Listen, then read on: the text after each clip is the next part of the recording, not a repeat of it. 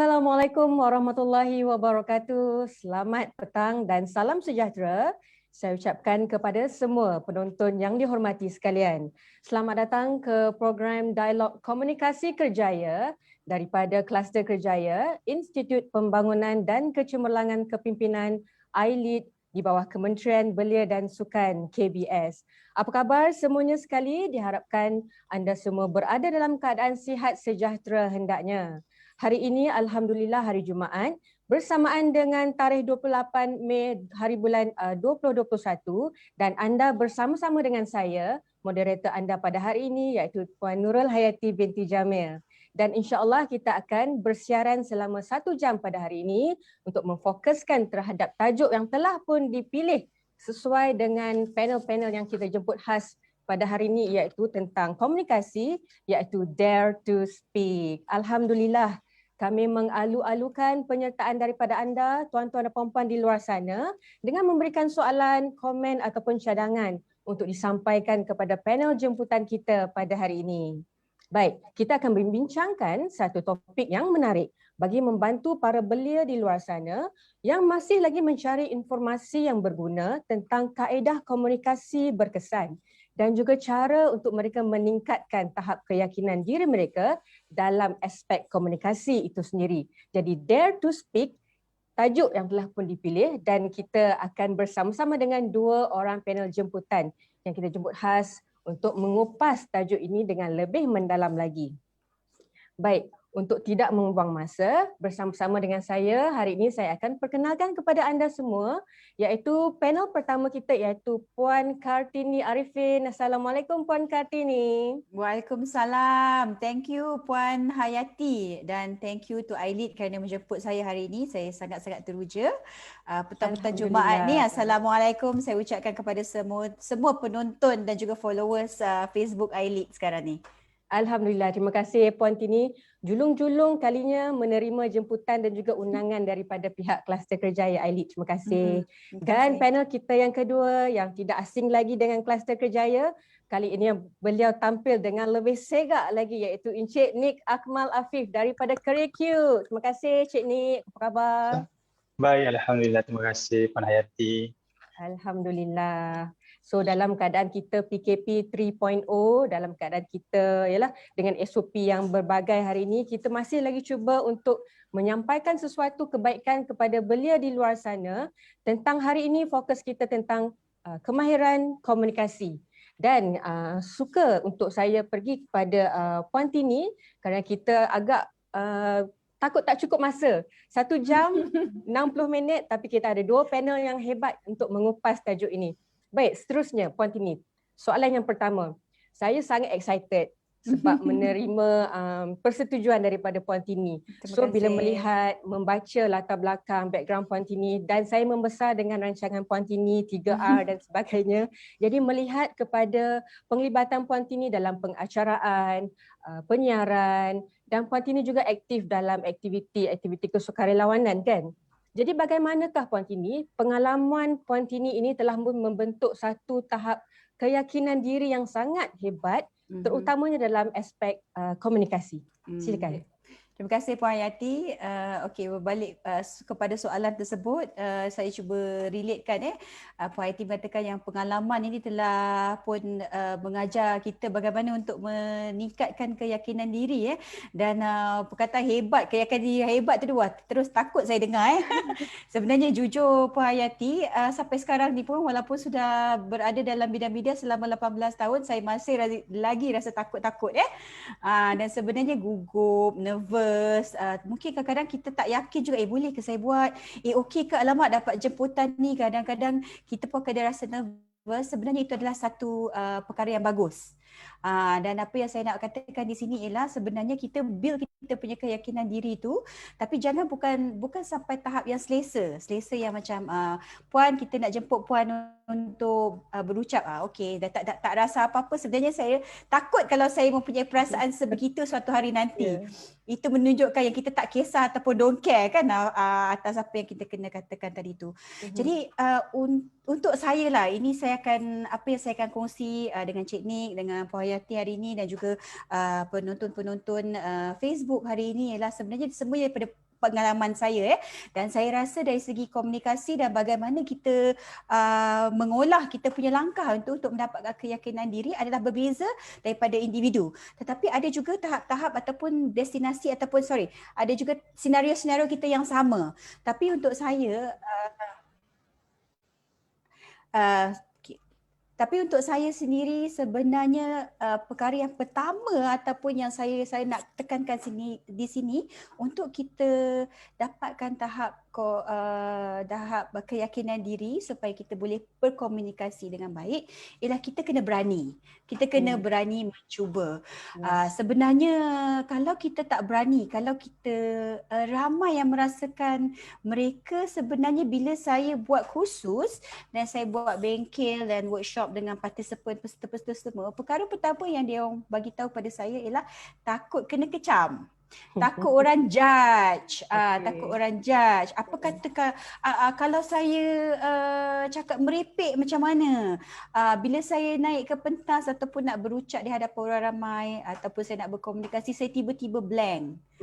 Kan? Jadi sebenarnya perkara nervous tu, keyakinan tu. Tapi untuk saya, kalau kita tak mencuba, sebenarnya perasaan takut tu ataupun perasaan apa orang kata tu sebenarnya tak wujud. Sebenarnya wujud dalam kepala otak kita sendiri saja.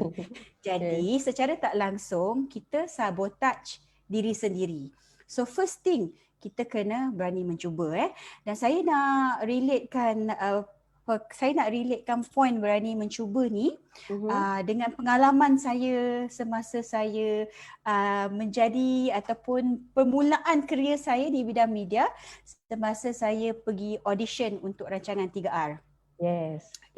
So sebenarnya saya ni bukan graduan komunikasi. Saya bukan juga graduan mass communication, broadcasting, semua tu bukan. Saya sebenarnya jujur nak katakan kalau kat sekolah tu orang panggil kita skema lah.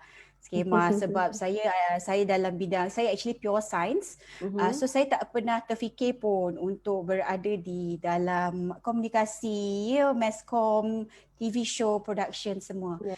Tapi sebab saya rasa itulah back to berani nak mencuba tu. Selepas saya graduate daripada universiti, saya berkhidmat sebagai seorang juru audit di sebuah firma perakaunan. Sebenarnya kerja kat situ bagus.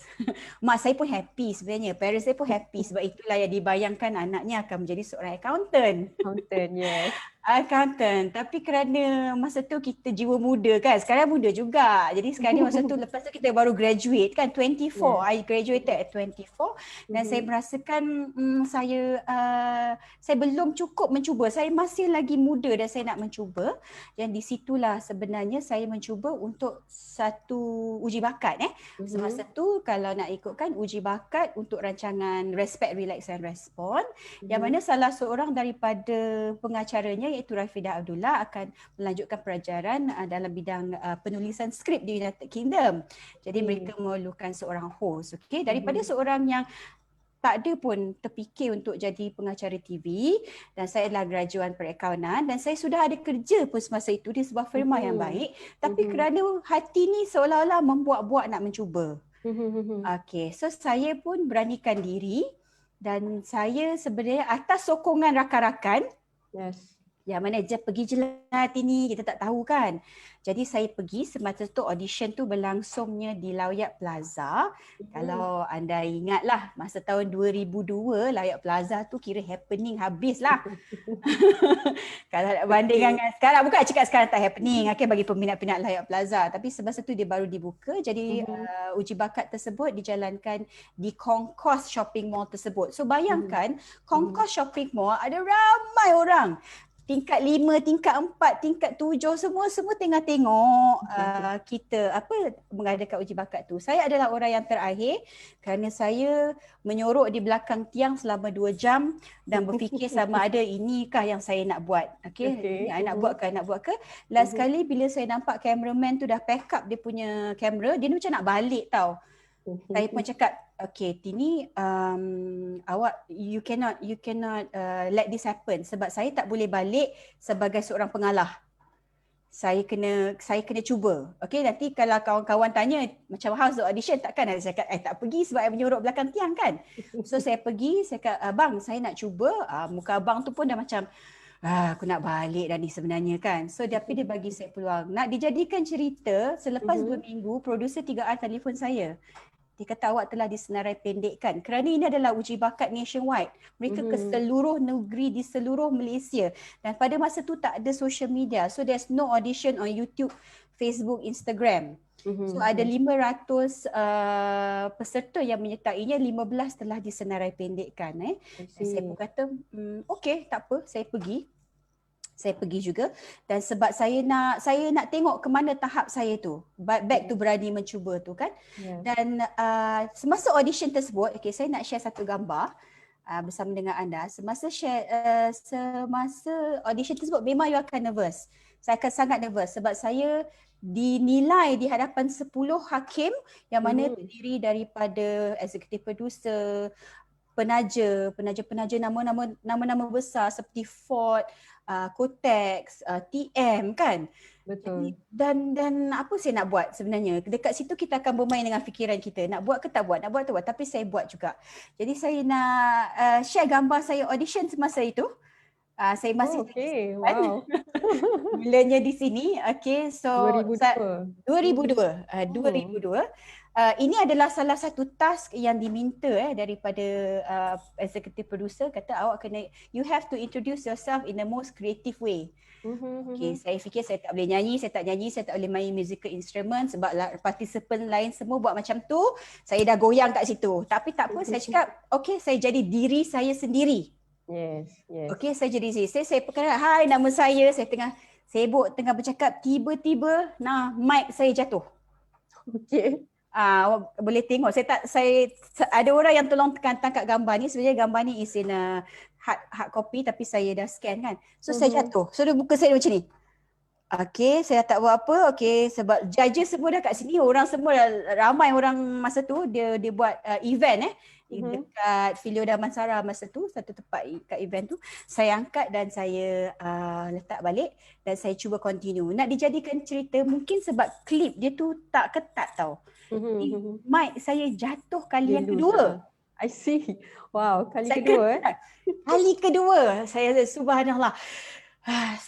Lepas tu masa yang diberikan hanya 1 minit. Introduce yourself in the most creative way for 1 minute. Okay, tapi saya stay calm. Itu yang satu lagi yang penting untuk dapat. So benda tu kalau saya dah goyang, mesti saya dah macam okay bye, saya akan turun. Tapi saya continue balik dan saya buat macam tak ada apa-apa yang terjadi. Of course lepas turun pentas tu macam-macam benda keluar daripada fikiran saya lah kan. Okay, saya tak tahu apa yang berlaku kerana di akhir rancangan tersebut, selepas 15 peserta-peserta akhir itu membentangkan tentang diri mereka announce pemenang rancangan ataupun pencarian host 3R adalah Kartini Kamalul Arifin. Dalam fikiran saya, diorang cari orang yang clumsy rupanya. Diorang nak orang yang comot kan, orang yang jatuh kelang kabut agaknya kan. Saya cakap, kenapa ni kan? Saya ingat lagi. So jadi keesokan harinya ataupun hujung minggu tu, berita tu keluar dekat Star Newspaper. Ini adalah antara artikel lah yang ni Fresh Face on 3R Show. Jujur saya tak beritahu mak saya sebab saya takut. Jujur saya tak beritahu majikan saya sebab saya takut. Tapi saya dapat panggilan daripada HR director dekat syarikat saya, tanya, Kartini, what is this? Dan mak saya bertanya, apa?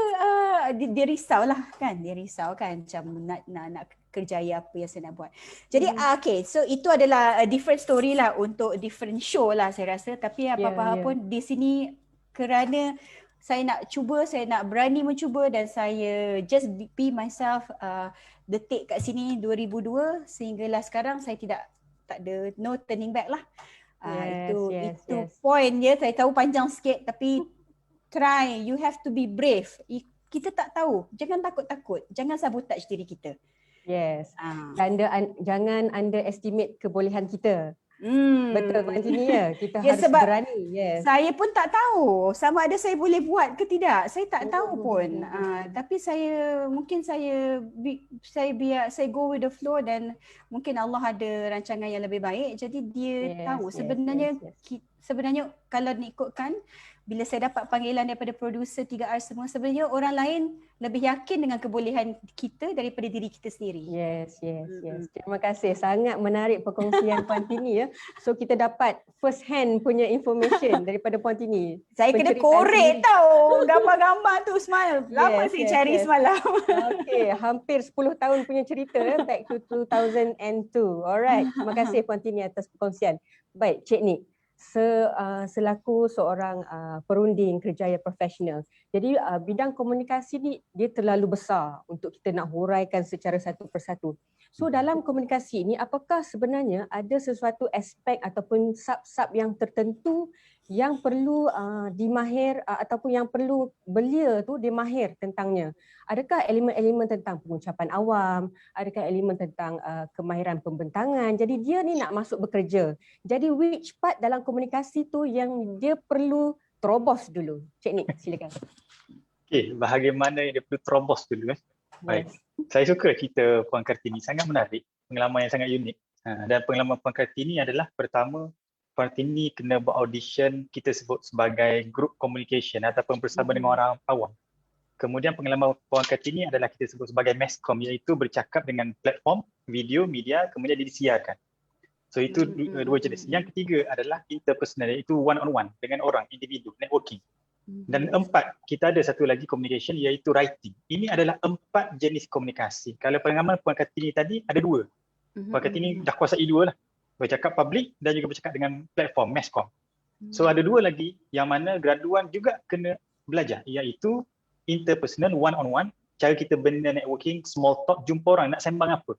Kan? Kadang-kadang ramai anak muda yang di Twitter lah dia kata, jumpa dengan makcik kat kampung, aku tengah siram pokok bunga. Tiba-tiba makcik tu tanya, siram pokok bunga ke? Dia memang siram pokok bunga kot. Tuan-tuan, cik puan yang generasi 20-an ke bawah kena faham.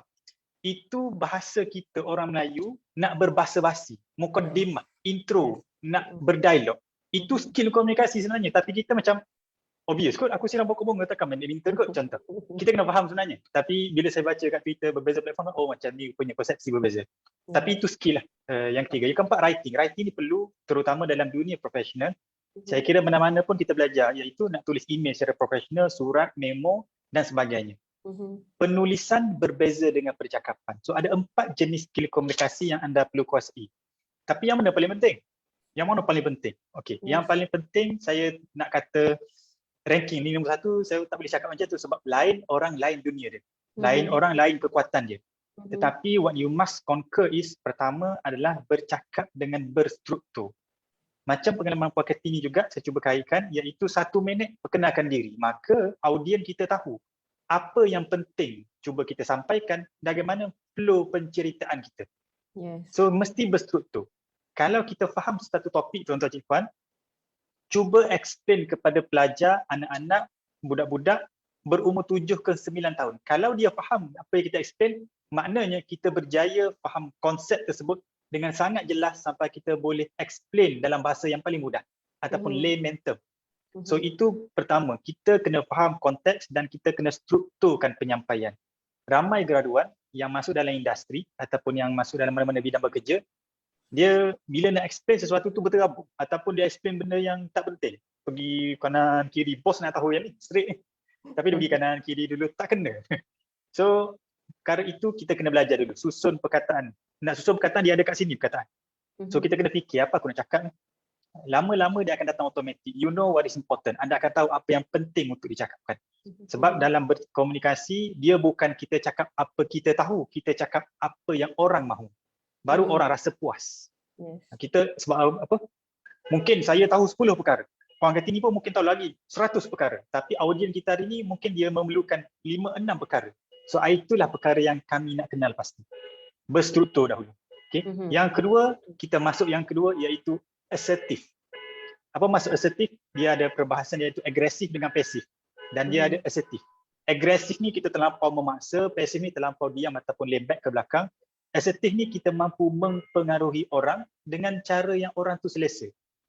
Dengan cara yang tanpa sedar. Orang macam guna nama teknik macam-macam. Teknik NLP, teknik hipnoterapi macam-macam. Tetapi keyword yang paling mudah adalah asertif. Tuan-tuan pun boleh Google ataupun boleh ambil course online. Benda simple. Faham apa itu asertif. So bagi saya dua perkara saja permulaan. Kalau graduan nak mula bina skill komunikasi, apa yang penting-penting, pertama strukturkan apa anda nak cakap. Sama ada one-on-one, berkumpulan, public speaking dengan media atau guna YouTube, sekarang banyak jadi YouTuber. Yang kedua adalah asertif. Macam mana kita nak persuade idea kita, macam mana kita nak suap cadangan kita kepada orang yang mendengar. Sama ada bos kita, rakan sekerja, anak-anak buah ataupun pendengar YouTube rancangan platform kita. So, dua perkara ini boleh jadi permulaan yang sangat bagus. Dan kena ingat, komunikasi ni, saya tak pandai cakap, cik, saya introvert. Mustahil. Saya pun introvert. Komunikasi adalah skill. Macam Puan Kartini. Mungkin bermula dengan keadaan, aku tak boleh, aku kena paksa. Lama-lama jadi pro macam sekarang. Dia skill yang dibina. Macam kita memandu, tak pandai memandu. Kita belajar ambil lesen 8 jam. Lepas tu test. Kali pertama bawa kereta, perlahan. Sekarang bawa kereta sebelah tangan, makan kuaci. Pro. Kenapa? Skill itu boleh diasah, dilatih, jadi pro. So komunikasi pun sama. Anda takkan kekal pada peringkat yang sama. Ia boleh dilatih. Wallahualam. Alhamdulillah. So dua poin penting ya. Cakap dengan berstruktur dan juga asertif dalam kita nak persuade bos dan juga rakan sekerja dan lain-lain. Okey, menarik. Satu permulaan yang menarik. Okey, baik. Terima kasih Cik Nick. Jadi poin ini berkaitan dengan pengalaman poin ini dengan penglibatan dengan 3R dan sebagainya. Jadi saya pasti sudah ada satu pengalaman yang telah memberikan cabaran yang besar kepada poin ini. Kalau kita lihat pada kaca TV, Puan Tini nampak bersemangat, nampak energetik ya, dengan macam-macam aktiviti sesuai dengan 3R dan sebagainya. Dan jadi apakah cabaran terbesar yang pernah Puan Tini hadapi dan bagaimana cara Puan Tini mengatasi cabaran tersebut? Okay, thank you Yati dan thank you Encik Nick. Baru saya tahu 4 cabang komunikasi tu kan. Okay, saya pun macam masuk kelas lah juga hari ni. Okay, so cabaran yang paling besar semasa saya berkomunikasi sebenarnya kalau nak ditanyakan sekarang ni sebenarnya macam mana ya? Mungkin saya kena fikirkan balik, tapi saya ingat semasa saya mula-mula berada di dalam rancangan 3R tersebut kerana saya bukannya mengacara seorang. Sebenarnya saya telah digandingkan dengan 2 lagi pengacara yang sudah pun kiranya senior. Jadi seperti seorang junior yang baru nak masuk kelas, semestinya lah saya dibuli ya. Jadi saya tak malulah nak cakap kat sini dengan Yuan, dengan Rafidah. Rafidah tak ada masa tu, dengan Azhar kan. Jadi saya cabarannya untuk berkomunikasi, kalau kita sendiri kita boleh kontrol apa kita nak kata, tapi bila saya digandingkan dengan 2 orang, saya kena tahu apa dinamik mereka, apa momentum mereka supaya saya tak nampak saya shot sendiri je lah. Tini rasa macam saya bagi pendapat sendiri. Jadi sebenarnya untuk pengetahuan Puan Hayati dan Encik Nick, setiap kali kita buat hosting, kita nak menyampaikan pendapat kita tentang sesuatu topik tu, okey, dia bukannya, memang ada guideline daripada producer dan juga director, tapi kita perlu bercakap ikut apa yang kita rasa sebab dia tak nak benda tu fake kan. Kalau producer cakap you cakap je macam ni, you cakap je you tak setuju dengan topik tu, tapi mungkin pendapat saya berbeza. First, itu cabarannya ialah untuk saya dapatkan satu kesinambungan pendapat dengan host pertama dan ketiga lah, sama ada Yuan ataupun Azhar. Okay. So dekat situ saya rasa bila saya masuk ke dalam rancangan tersebut, saya dipaksa. Bak kata Cik Nick, betul, saya dipaksa. So bila dipaksa tu lama-lama bila dah biasa tu dia jadi ni lah, saya terpaksa melakukan komunikasi yang mana ada dua orang lagi yang saya kena merge. Itu antara cabaran saya lah. Tapi mereka sangat-sangat open dan mereka pun sebenarnya sangat-sangat membantulah. Sebenarnya mereka kenalah bantu. Kalau tidak saya rasa 3 hari 4 malam lah kot tak habis-habis syuting kan. Tini nak cakap apa ni? Nak cakap apa kan? Jadi bila kita berkomunikasi dengan 2-3 orang yang lain, okey? Dan untuk saya satu lagi cabaran ialah bila selepas saya masuk ke rancangan tersebut, saya cuba lagi untuk masuk ke cabang-cabang yang lain. Saya bekerja di radio. Saya bekerja di sebuah radio dan saya juga diberikan, selepas saya dah tingkatkan profil saya dalam bidang penyiaran ni, saya diberikan juga tanggungjawab yang lain untuk mengacarakan rancangan live macam 3A tu recorded kan. Live seperti Anugerah Industri Muzik, ABP untuk red carpet kan. Jadi benda tu juga sebenarnya memberikan saya tekanan yang sangat-sangat hebat kerana ia adalah satu rancangan live yang mana akan ditonton oleh ribuan orang. Betul. Jadi dalam kepala otak tu mulalah fikir, kalau cakap salah macam mana, alamak, nanti kena kecam. Sebenarnya benda tu datang daripada diri sendiri. Tapi macam mana saya overcome benda tu, ialah sebenarnya yang pertama yang saya nak cakap, macam mana kita overcome, kita kena accountable and responsible. Kalau kita tahu apa yang kita katakan, jadi kita kena tahu, maksudnya kita dah buat research dan kita tahu apa yang kita cakapkan tu, kenapa kita cakapkan benda tu, dan bukan semata-mata sebab nak cakap lepas saja. Jadi kalau apa-apa yang terjadi, kenapa Tini cakap macam tu? I cakap macam tu sebab reason this. Jadi kita responsible and accountable for our action. So benda tu pasal itulah sebelum dalam bidang penyiaran apa yang saya belajar for radio dengan TV, memang persiapan dan research tu kena ada. Dan bukan setakat saya rasa, saya berpendapat, tapi memang selalu macam gitu. Tapi kalau kita nak cakap something yang fakta, we have to relate back to factual lah. Alright, terima kasih Puan Tini. Baik, Cik Nik, saya terpanggil untuk bertanyakan tentang komunikasi efektif. Sebab pada saya, dia satu bidang yang kita ataupun belia di luar sana perlu mahir. Apakah itu komunikasi efektif, apakah elemen-elemen yang ada dalamnya, dan macam mana komunikasi efektif ni dapat membantu belia untuk menjadi seorang belia yang lebih berketerampilan ataupun lebih berdaya saing, terutamanya bila dia baru nak mula bekerja. Silakan Cik Nik. Alright, baik. Communication efektif ini salah satu topik wajib dalam protege juga. Dalam saya melatih banyak-banyak syarikat yang jalankan pelatih protege, ini topik wajib communication. Mana kata di peringkat government sendiri pun atau peringkat kerajaan yang menguruskan graduan-graduan, dia sudah acknowledge komunikasi satu skill yang penting, make it effective. Okay, baik. Sebelum saya pergi lebih jauh, saya nak bagi tahu kepentingan kenapa perlu efektif. Beginilah tuan-tuan cik puan, mungkin ada yang masih belajar, mungkin ada pengalaman universiti, kita handle event tu, betul? Saya percaya Puan Kartini pun kalau tengok gaya mesti orang aktif event zaman belajar dulu. Kita handle event, katakanlah komunikasi kita sebagai penganjur program tidak kemas, tidak efektif, ada miskom. Apa risiko yang mungkin berlaku? Apa risiko Puan Hayati mungkin berlaku lah kalau ada miskom dalam event? Disalahertikan, maklumat tak sampai kan? Yes, maklumat tak sampai, peserta tak cukup, target 100 orang, datang 30 orang, lepas tu panggil AJK, tolong backup member kan. Biasa. Nak cari bajet, target 1000 tapi dapat 300 je, contoh. Kan? Kata nak penceramah macam ni, tapi penceramah, sila info penceramah salah hari bulan, contoh, kenapa tak ada reminder? Itu adalah contoh-contoh risiko akibat yang berlaku kerana miskom ataupun tak efektif. Itu zaman universiti, saya bagi contoh, mungkin rapat dengan kita semua ada pengalaman. Now, mari kita pergi pengalaman bekerja. Apa risiko dia? Bukan tak cukup orang datang event. Risiko tempat kerja jauh lebih besar. Yang pertama adalah risiko kemalangan ataupun nyawa. Ini bagi yang bekerja dekat manufacturing, kilang, servis, mungkin jana kuasa dan sebagainya. Risiko nyawa, kemalangan, keselamatan adalah nombor 1. Kita tak nak ada kemalangan ataupun kecederaan tempat kerja. Miskom boleh menyebabkan perkara tersebut. Kedua, kalau tidak efektif, apa yang salah adalah salah info boleh menyebabkan rugi, profit. Ini adalah fokus organisasi yang menjalankan bisnes. Profit mesti nombor 1 punya. Betul? Yang ketiga adalah kita kerugian masa, kerugian manpower. Akhirnya kita menyebabkan drain. Manpower ni menyebabkan manpower jadi penat. Dengan izin. Macam PKP lah. Bila berlarutan, kita mula mentally exhausted.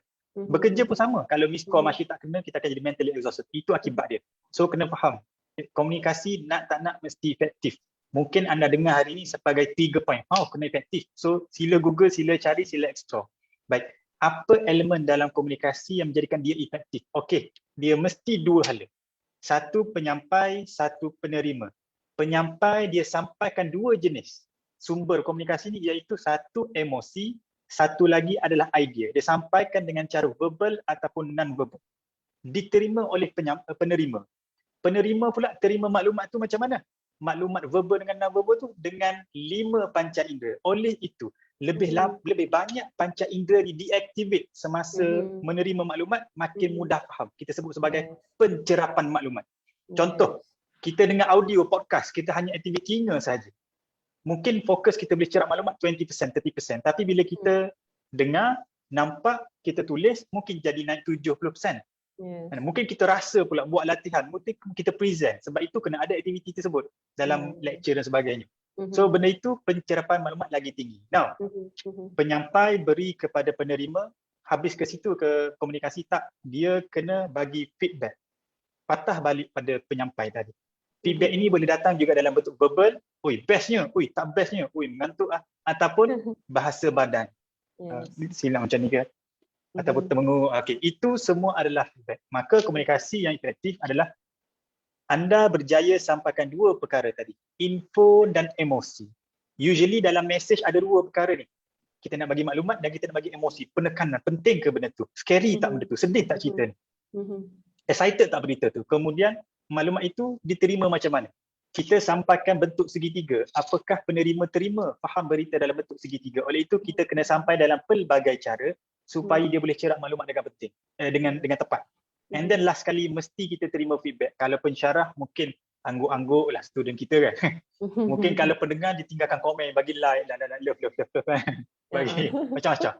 So komunikasi efektif dia ada circle begitu, dia akan pusing-pusing. Dan tengah-tengah tu sebenarnya dia ada noise. Apakah noise?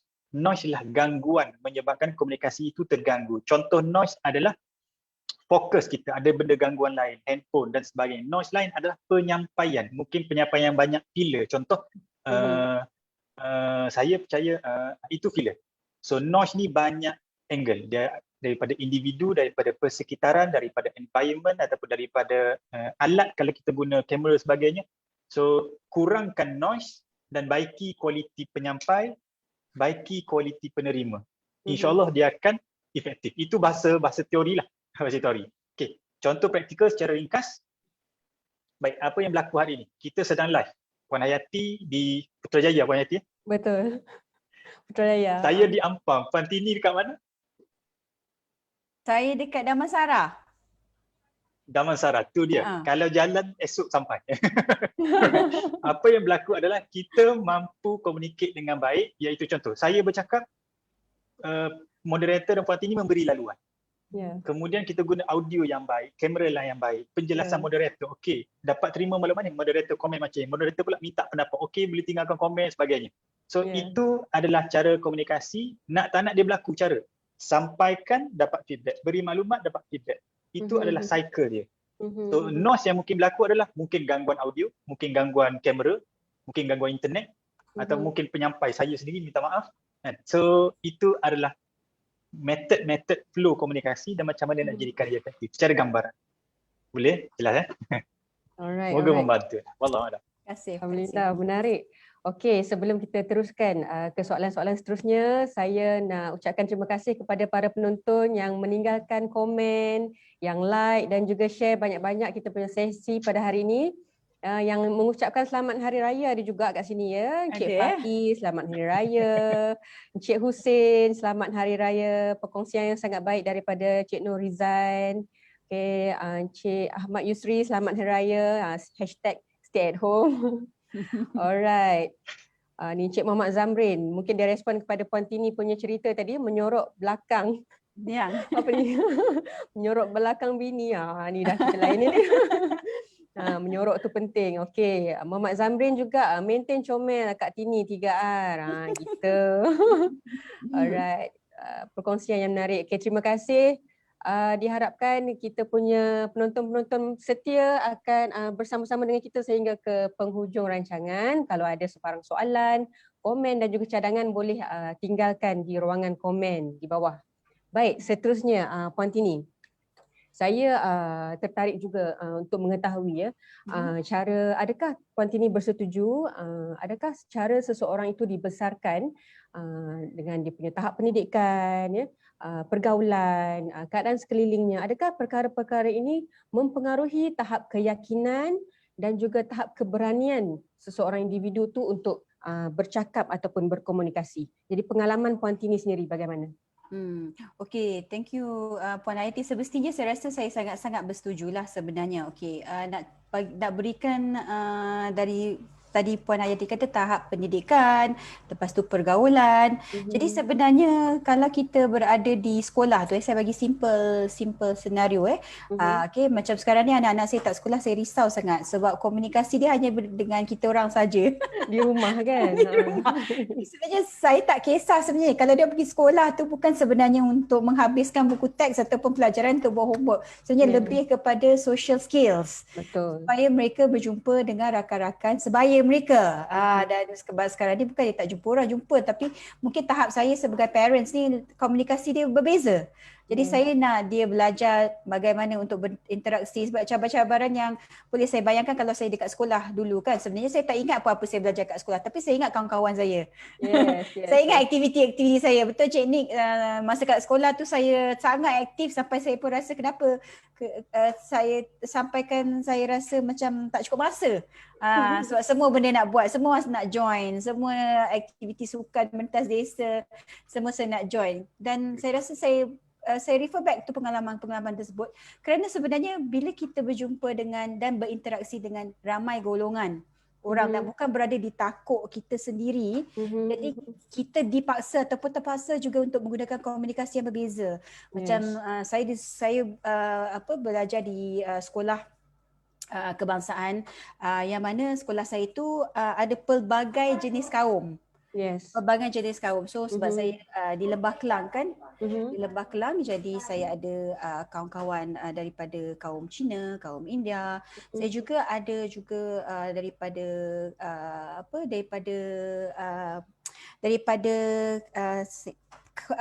peralihan. Jadi kawan-kawan daripada peralihan. Jadi kelas peralihan. Jadi mereka ni daripada sekolah Chinese school dan mereka ditempatkan. Jadi komunikasi tu pun berbeza juga. Jadi mereka tak berapa fasih untuk bercakap sama ada English ataupun Malay. So bila kita berada di masa saya di tahap pendidikan tu, okey, itu di sekolah ya, kita lepas tu balik kita masuk ke universiti. Bila kita masuk ke universiti, kita berjumpa dengan orang yang lain. Jadi dekat sekolah tu mungkin kawan-kawan kita di sekitar kawasan perumahan yang sama. Tapi bila masuk universiti nak pula kena ada pula kawan daripada Kelantan, ada pula kawan daripada Sabah, ada pula kawan daripada Sarawak kan. Jadi kalau kita tak kalau kita tak cabar diri kita untuk open dan berkawan dengan mereka, kita mungkin akan tak apalah nak kawan dengan budak-budak sekolah I dulu je lah kan. Jadi kita tak open kan benda tu. Bila kita bekerja pula, kita akan jumpa dan banyak. Jadi kita akan sentiasa sehinggalah ke hari ni saya rasa kita akan sentiasa upskill kita punya communication skill tu kerana setiap orang yang kita berjumpa tu mempunyai pengalaman dan cara interaksi yang berbeza. Dan saya suka pengkongsian Cik Nick tadi dan sekarang saya lebih faham dan saya akan lebih kesabaran dan toleransi kalau orang tanya saya jogging ke tu? Dan ke tu, okey, saya ambil noted yang itu sebenarnya adalah mukadimah, adalah soft skill bagaimana kita untuk membuka. Dan betul, saya pun ada terdetik dekat hati saya, memanglah saya jogging, tak nampak ke? Bila saya sekitar di kawasan perumahan saya tu kan. Jadi dari segi pergaulan tu saya nak tekankan di sini, especially masa kita dekat sekolah dan masa kita di universiti, di peringkat universiti, kita mesti pastikan yang kita bergaul dengan kawan-kawan yang betul. Your friends will make or break you. Kalau kita ikut yang tak payahlah kau ni poyo lah nak cakap orang putih, mereka yang merendah-rendahkan kita takkan ke mana. Walau kita berani macam mana pun, beranilah nak try go audition nak berdebat dalam bahasa Inggeris, kita berani dia macam mana pun, tapi kalau ada kawan-kawan yang downkan kita, memang kita tak ke mana. So the thing is, cari kawan-kawan yang positif, kawan-kawan yang support kita, kawan-kawan yang nak lihat kita grow. Dekat situ yang macam tak memperlekehkan kita bila kita cuba untuk berkomunikasi kan. Dan tak naklah cakap nanti dia orang cakap saya aku ni poyo ke apa ke kan. So no, I think itu penting. Itu something yang saya belajar sebab masa kita kat zaman sekolah kat universiti kan kita sering memandang kawan ni sebagai orang yang hebat lah kan. Macam lah apa-apa nak ikut kawan kan. Tapi sebenarnya kalau kawan tu kawan yang tak betul, ia akan menjatuhkan kita. Menarik. Jadi key point dia kawan kena cari kawan yang betul, kawan yang positif ya, yang sama-sama membina. Jadi Cik Nik, point kawan tadi tu maksudnya kita punya pergaulan dan sebagainya. Jadi macam keadaan belia sekarang, mahasiswa di universiti ataupun di IPT dan sebagainya. Jadi di manakah platform yang sesuai bagi mereka untuk mendapatkan nak mengasah kemahiran insaniah, terutamanya kemahiran komunikasi. Adakah mereka ni perlu mendapatkan pendidikan ataupun latihan secara formal ataupun cukup sekadar menyertai apa-apa aktiviti daripada kelab, persatuan dan sebagainya di universiti? Macam mana? Okay, baik. Menarik soalan tu. Macam mana kalau graduan, IPT ataupun anak-anak muda nak asah skill komunikasi ni? Baik. Saya kira dia dua cara.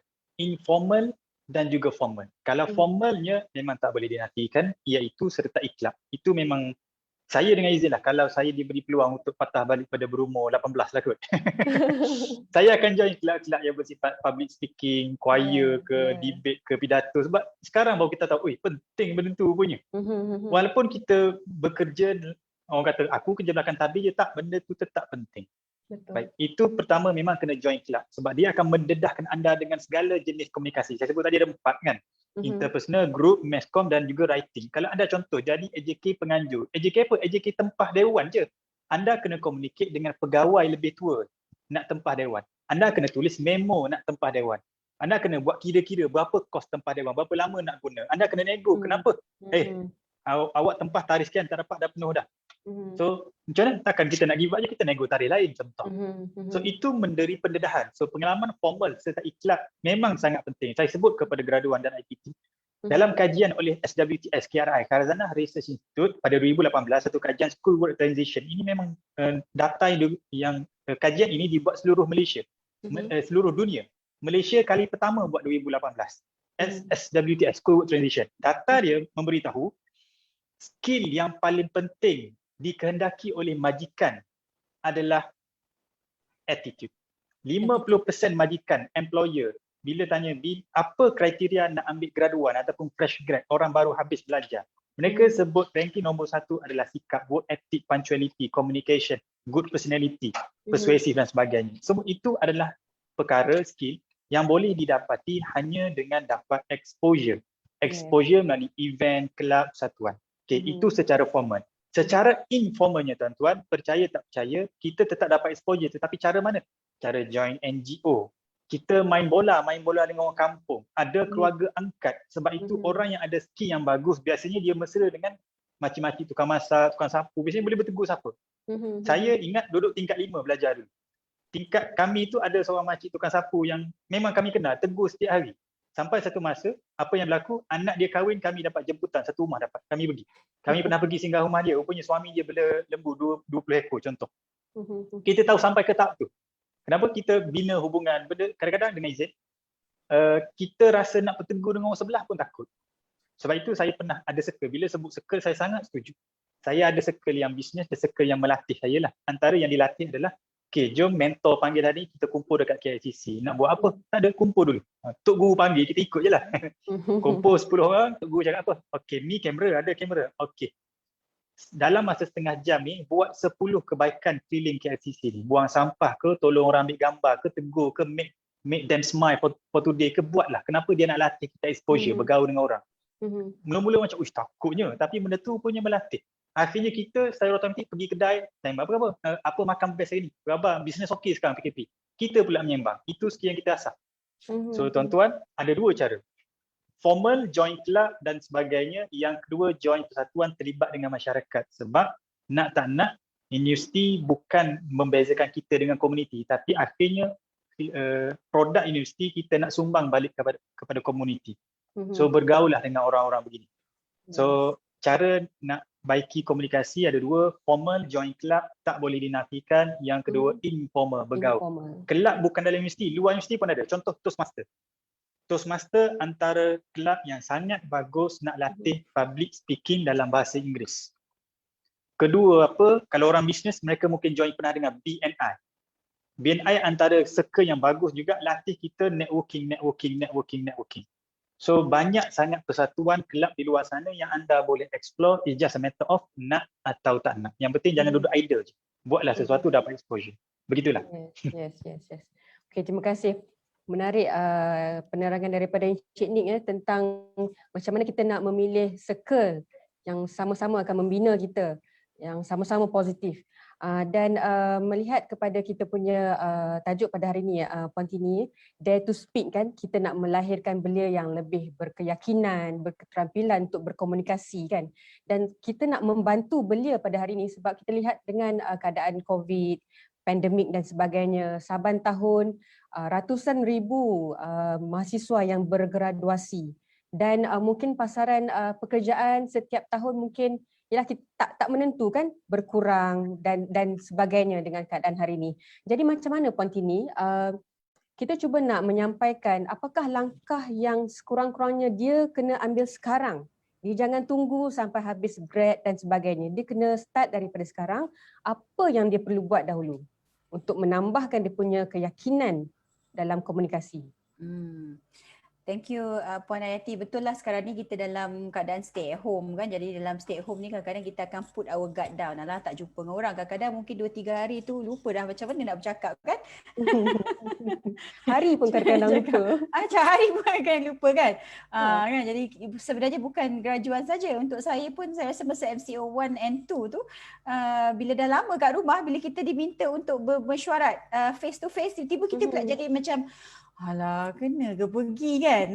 Manusia macam tu. Sebenarnya kita ni betul Encik Nick tu, bila kita dah mahir kita boleh hilang benda tu.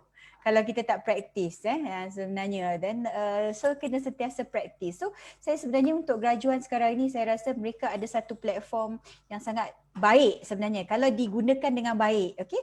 Secara digitalnya. Masa saya audition untuk 3R dulu, saya kena pergi face to face audition. Saya kena pergi ke Layak Plaza untuk menghadiri audition tu. Sebab saya nak join program rancangan untuk broadcast for TV tapi sekarang semua tak perlu. Jadi kita ada platform yang mana sebenarnya kita boleh asah komunikasi kita dan kalau kita berani take one step further, kita boleh buat Facebook Live, kita boleh buat YouTube videos kan, yang mana sebenarnya benda tu secara langsung bukan saja mengasah cara komunikasi kita tapi juga break kita punya rasa takut-takut tu. Tapi the most important thing is kena cuba. Ni saya tahu ada student saya, dia cakap dia buat banyak video. Miss Puan, saya buat banyak video Puan, sampai 100. Letak kat mana? Dalam phone. Sebab kenapa tak post? Takut. So I said the first step sebenarnya bila kita dah biasa, maybe memang bila kita cuba naik basikal kita takut-takut. Tapi bila kita dah biasa, ia akan menjadi satu kebiasaan lagi. Dan saya rasa dari segi komunikasi, sebenarnya tak perlu tunggu nak graduate. Dan saya rasa dalam masa sekarang pun belia ni sebenarnya kena mula dari kecil lagi. Macam ibu bapa parents terutama sekali kan, saya rasa kena encourage anak-anak kita walaupun mereka masih lagi dalam sekolah rendah. Saya notice kan saya sendiri ini juga adalah reminder kepada diri saya sendiri. Kadang-kadang perasan tak bila orang tanya anak kita nama siapa, umur berapa tahun, sebagai seorang ibu bapa kita merasa bangga. Jadi kita nak tolong jawabkan, nama dia Nur Atila, umur dia 9 tahun, dia sekolah dekat sini je. Jadi parents kena ingat jangan kita tahu anak kita tu mungkin merangkak-rangkak untuk menstrukturkan dia punya ayat tu sebab dia mungkin dalam 8-9 tahun. Tapi kalau kita tolong jawabkan untuk dia, ini akan memberi satu signal yang saya tidak capable. Saya tak ada kebolehan sebab that's why mak saya atau ayah saya cuba jawabkan untuk saya. So dia akan effect dia punya self esteem. Ataupun nombor 2, dia akan jadi malas lah. Tak apalah, mak akan jawab, ayah akan jawab, so tak payah jawab lah. Okay, tak apa. Biar ayat dia bertrouble pun encourage dia untuk jawab. Adik, Orang tanya tu jawablah kan. Okey. Dalam PKP ni macam mana diorang nak praktis? Okey, bila mereka beli makanan, encourage diorang untuk order sendiri. Order sendiri. Jangan bagi pesan kat mak dengan ayah. Okay? Kadang-kadang sekarang ni masih boleh drive thru lagi. Kalau drive thru, okay, nak apa? Jangan sampaikan. Bagi tahu mereka untuk terus sampaikan kepada pemesan makanan tersebut. Sebab itu akan build juga. Jadi bila kita nampak yang kita open, tak apalah adik, salah pun tak apa. Tak apa. Fries ke burger ke cakap dah tunggal langgang kan, at least dia bercakap. Jadi itu memberikan signal kepada mereka kita trust. Kita percaya yang mereka boleh buat. So dari saya rasa ianya kena bermula daripada awal lagi. Yes. Melatih melentur buluh daripada rebung. Okey, ada satu komen ataupun soalan daripada kita punya pendengar, penonton ya, Cik Nik. Mohon daripada Cik Azrin Jalani, mohon panel komen bagaimana nak encourage belia atau graduan untuk berani bercakap di publik dalam suasana masyarakat netizen hari ini yang senang sangat bagi feedback secara negatif di media sosial. Komen-komen negatif yang menjadikan belia takut untuk bercakap ataupun memberi pandangan secara terbuka berbanding zaman dahulu yang mungkin tiada ruang untuk komen sebegini ataupun agak terhad. Jadi macam mana nak berhadapan dengan netizen ni, Cik Nik? Sama sekali, netizen kita memang power, diakui oleh dunia, bahkan berjaya buat Israel koyak lah. Itu memang kelebihan kita. Namun pada masa yang sama, kita rakyat ni pun jadi bangsa lah. Itu perkara biasa. Baik. Tanpa kita boleh nafikan kekuatan rakyat, namun kita boleh puji juga mana-mana rakyat kita yang memulakan channel, bercakap, platform boleh mengabaikan komen-komen begitu. So dia ada satu ketahanan mental, emosi yang sangat kuat. Okay. Bagi permulaan, beginner, noob, memang 101 begini. Bila circle yang anda selesa dahulu, offkan komen, and then ambil topik yang mudah, yang confirm anda selesa. Anda tutup mata pun boleh sembang lah. Biasanya kita bermula dengan benda kita selesa dahulu. Contoh, ramai orang takut, aku nak cakap mesti cakap benda fakta. Tak perlu. Contoh, kalau tuan-tuan tengok, saya mungkin dikenali dengan platform MS Studio dengan izin. Dekat MS Studio cerita pasal kartun, betul apa? Cerita. Anda minat kartun, itulah anda cerita dahulu. Minat apa? Minat bola, ceritalah pasal bola. Don't mind. Itu permulaan, cerita dengan topik yang anda selesa. Itu cara nak bina dulu. Sama juga menjual. Kalau kita tak biasa menjual, macam mana nak menjual? Mula dengan produk yang murah, RM1, RM2, RM5, mudah nak jual. Bila banyak kali buat, jadilah jual, kita lebih seronok. Sebab itu ajar anak jual nasi mak jalan RM1, dia akan gain confident kat situ. Dia bukan nak jualan tu, dia nak feeling of, oh aku boleh buat. Sama juga komunikasi. Dia nak deliver simple topik, 2 minit. Sebab itu penting bila grouping. Kalau dekat MRSN dia ada apa? Homeroom, dekat SBP dia ada mentor-mentee, dia ada benda-benda konsep macam tu, kumpulan yang melatih public speaking. Speaking corner dekat IPT, benda itu melatih small achievement. Itu kena buat dulu. Dia selesa, tak apa, mulakan begitu dahulu. Adik-beradik dia, tak ada masalah. Minta adik-beradik, tugasan anda hari ni balik rumah, minta adik-beradik rekod. Rekod depan mak ayah sendiri. Kenapa dia selesa begitu? Tak ada masalah. So that is the starting point untuk bina kekentalan diri. Bila dah selesa, insyaAllah lepas tu datang kecaman ke sebagainya, dia dah terbiasa deliver. Okay. So yang itu tuan-tuan memang saya tak boleh nafikan. Yang kedua, mula dengan biasa. Yang kedua adalah kena dapat circle yang baik. Circle yang baik saya tak boleh nafikan. Paling mudah dapat mentor, dapat guru lah. Dia akan tenangkan kita. Saya sendiri pun tuan-tuan, nak buat video, nak buat konten, memang termenung. Ini kontroversi, ini konten aku ni. Boleh hidup ke tak boleh hidup? Nanti kena tiaw ni, habis.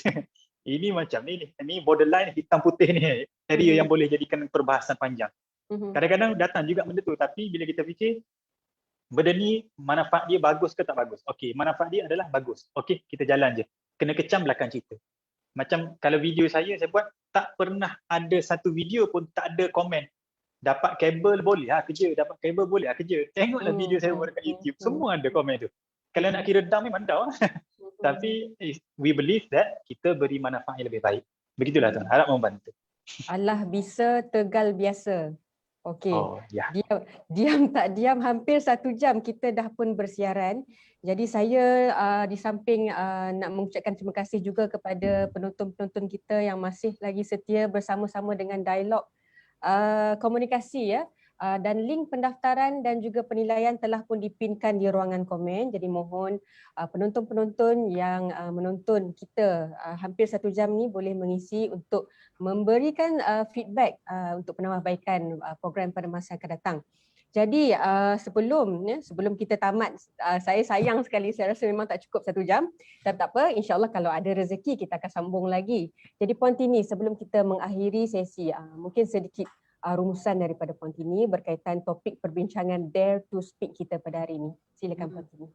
Jadi apa yang saya boleh concludekan lah untuk hari ini, sebenarnya memang saya setuju satu perbincangan yang sangat menarik, dan sebenarnya komunikasi ni kita rasa macam selalu sangat orang nak bincangkan pasal komunikasi. Apa ya nak bincang pasal komunikasi, tapi hari ni saya rasa saya lebih terbuka dan saya dapat lebih pencerahan terutama sekali daripada perkongsian Cik Nick tadi. Saya sangat-sangat appreciate sangat.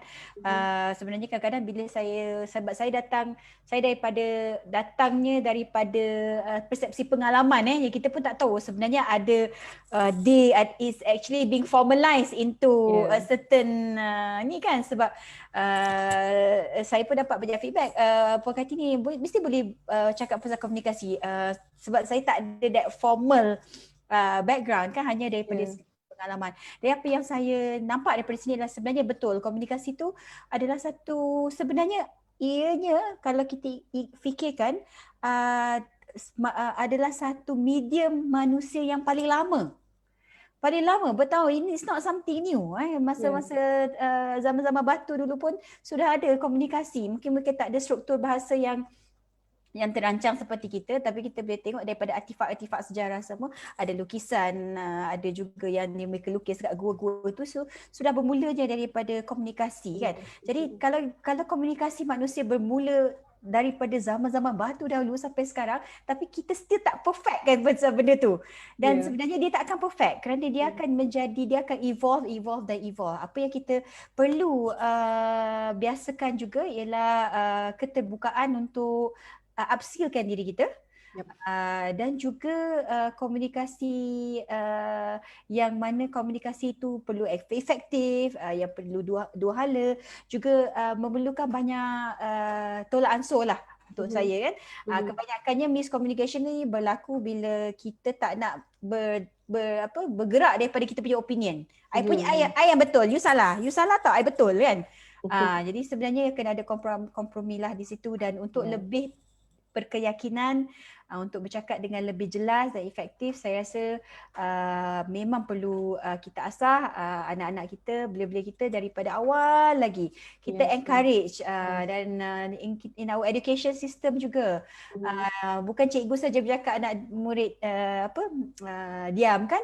Jadi perlu minta mereka bagi feedback. Sebenarnya mereka nak bagi tapi mereka takut kan. Jadi kena lebih mungkin dapatkan satu environment yang lebih membangun lah, supaya mereka lebih terbuka untuk menyatakan pendapat mereka. Alright, terima kasih Puan Kartini. Sepatah dua kata rumusan yang jitu daripada Encik Nick. Baik, daripada saya sebagai penutup, communication is key. Komunikasi adalah kunci untuk kesejahteraan dalam perhubungan, kesejahteraan di tempat kerja, semua sekali. If you can manage a good communication, dia akan jadi jalan lancar. Baik, pertama. Yang kedua adalah bagaimana boleh dilatih. Di sini ada ibu bapa, ada remaja, ada mungkin guru, mungkin pengurus kem wawasan sebagainya. Mari cuba saya cadangkan, latih komunikasi dengan perkara yang simple dulu. Latih anak-anak kita pergi beli makanan sendiri, macam Puan Kartini sebut. Latih mereka beli grocery, bagi senarai barang, pergi cari sendiri. Tak tahu, tanya. Kita tunggu dekat muka pintu je, ataupun follow daripada jauh, keselamatan. Bagi pendedahan. Kalau anak muda dah masuk belajar, okey, beri mereka pen sebatang, pergi jual pen tersebut. Ataupun latih mereka ambil barang, pergi bagi derma dekat orang, sembang, contoh. Benda itu perlu diberi pendedahan. The one and only cara adalah bagi pendedahan supaya mereka tahu nak bergaul dengan orang dengan pelbagai umur, pelbagai lapisan. Sebab bila kita berada dalam kampung kita, itu menyebabkan kita tak berkembang. Okay, kena ingat, kita skill matematik, tadika bilang guna jari, sekolah rendah kita guna sempuang, mungkin congak, sekolah menengah dan juga universiti kita guna kalkulator saintifik, mana kata skill matematik kita bertambah. soalan saya, adakah skill komunikasi anda bertambah dari sekolah menengah, universiti, masuk bekerja, dah 10 tahun bekerja, 20 tahun bekerja. Kalau tak bertambah, something wrong somewhere. So always develop yourself. Wallahualam, begitulah. Alhamdulillah. Jadi beberapa poin yang saya suka catatkan di sini ya daripada perbincangan kita. Pertama, bina suka positif. Sangat-sangat penting, dan jika kita salah seorang parents memberikan galakan kepada anak-anak dari seusia awal lagi, latihan daripada rumah dan sekolah juga.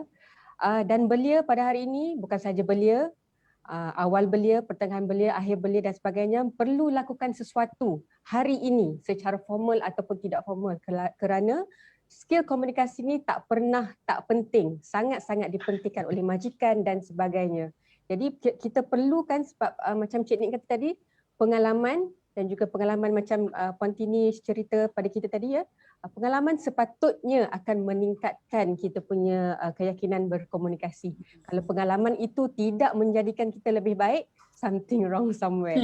Alright, sangat menarik. Baik, dengan kesimpulan ataupun poin-poin tersebut, maka berakhirlah sesi dialog online bagi kluster kerjaya iLead pada hari ini. Sangat-sangat menarik dan juga sangat berterima kasih kepada kedua-dua orang panel kita, Puan Kartini Arifin dan juga Encik Nik Akmal. Dan insyaAllah sekiranya ada rezeki, kita akan boleh bersua lagi kalau diberikan kesempatan pada lain waktu. Dan terima kasih juga kepada penonton-penonton daripada agensi di KBS, penonton-penonton daripada belia di luar sana dan sebagainya, kerana turut serta bersama dengan kami 1 jam lebih ya, saya kira 1 jam lebih. Dan dimohon sekali lagi untuk mengisi borang penilaian untuk kita punya penambahbaikan pada program-program yang akan datang. Jadi sekiranya terdapat kesalahan, mohon maaf daripada saya sendiri dan juga daripada pihak Rustia dan juga tim teknikal kita. Dan insyaAllah kita akan berjumpa lagi. Teruskan menyokong program-program anjuran Institut Pembangunan dan Kecemerlangan Kepimpinan iLead Kementerian Belia dan Sukan. Wabillahi taufik wal hidayah. Wassalamualaikum warahmatullahi wabarakatuh. Jumpa lagi. Terima kasih semua.